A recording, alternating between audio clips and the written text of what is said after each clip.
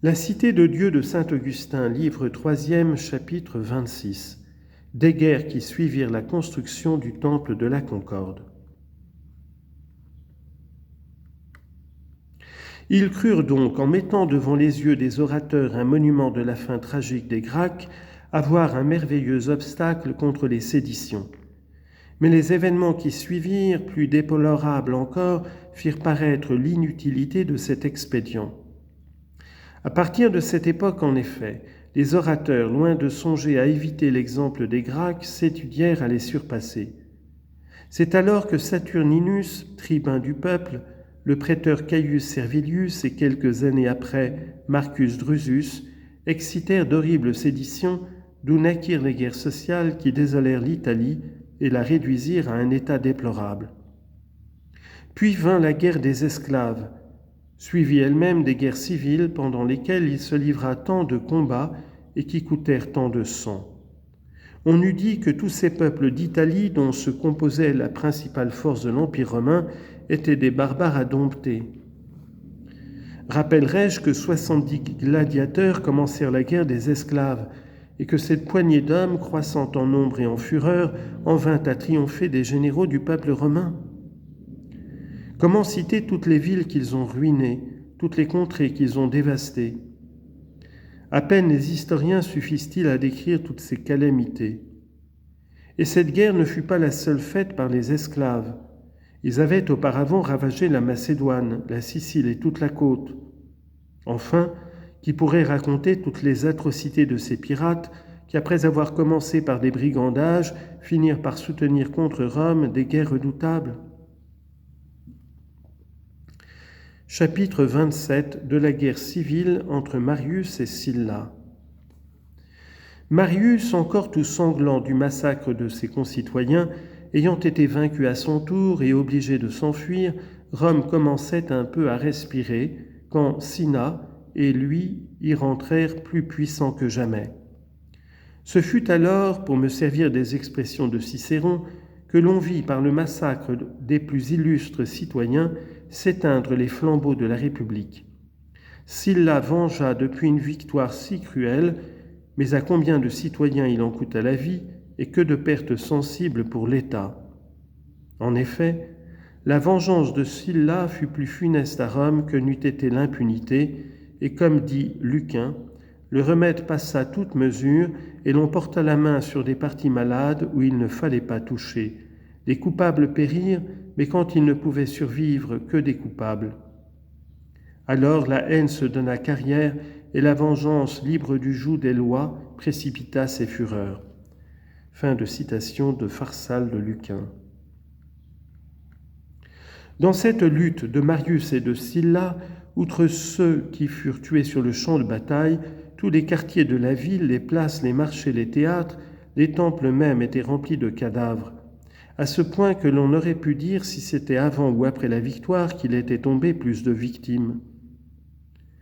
De retour de son exil, Marius eut à peine rétabli sa domination qu'on vit sans parler d'innombrables assassinats qui se commirent de tous côtés. La tête du consul Octavius exposée sur la tribune aux harangues, César et Fimbria tués dans leur maison, les deux Crassus, le père et le fils, égorgés sous les yeux l'un de l'autre, Bébius et Numitorius traînés par les rues et mis en pièces, Catulus forcé de recourir au poison pour se sauver des mains de ses ennemis, Mérula, flamme de Jupiter, s'ouvrant les veines et faisant au Dieu une libation de son propre sang. Enfin, on massacrait sous les yeux de Marius tous ceux à qui il ne donnait pas la main quand il le saluait.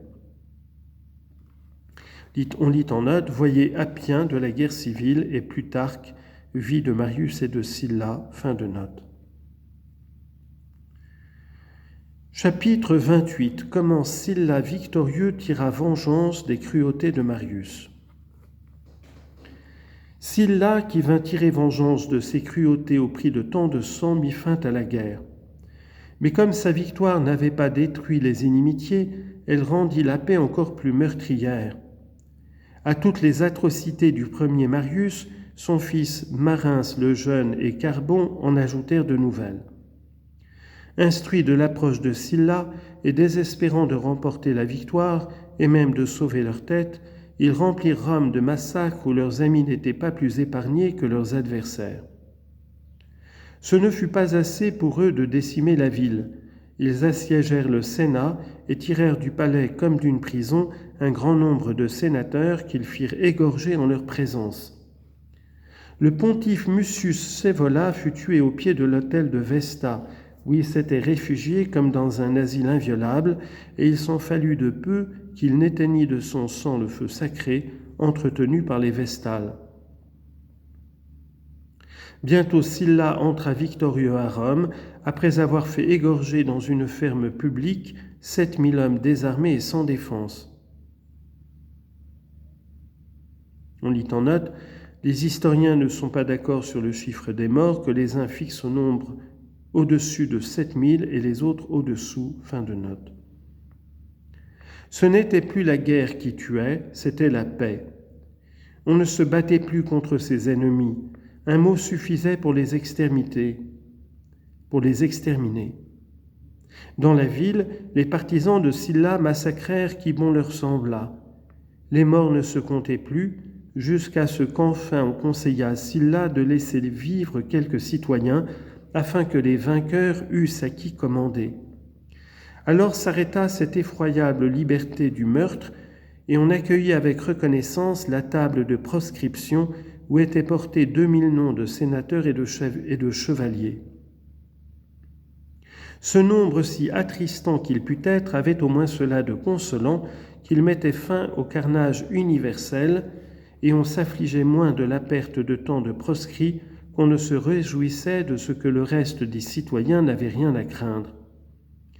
Mais malgré cette cruelle sécurité, on ne laissa pas de gémir des divers genres et de supplices qu'une férocité ingénieuse faisait souffrir à quelques-uns des victimes dévouées à la mort. Il y en eut un que l'on déchira à belles mains, et on vit des hommes plus cruels pour un homme vivant que les bêtes farouches ne le sont pour un cadavre. On arracha les yeux à un autre et on lui coupa tous les membres par morceaux, puis on le laissa vivre, ou plutôt mourir lentement, au milieu de tortures effroyables. On lit en note, l'homme qui subit ce sort cruel fut le préteur Marcus Marius, parent du rival de Sylla.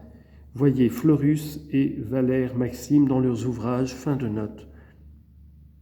On mit des villes célèbres à l'encan, comme on aurait fait d'une femme. Il y en eut même une dont on condamna à mort tous les habitants, comme s'il se fût agi d'un seul criminel.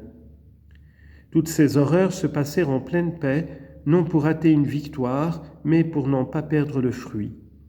Il y eut entre la paix et la guerre une lutte de cruauté, et ce fut la paix qui l'emporta, car la guerre n'attaquait que des gens armés, au lieu que la paix immolait des hommes sans défense. La guerre laissait à l'homme attaquer la faculté de rendre blessure pour blessure, et la paix ne laissait au vaincu, à la place du droit de vivre, que la nécessité de mourir sans résistance.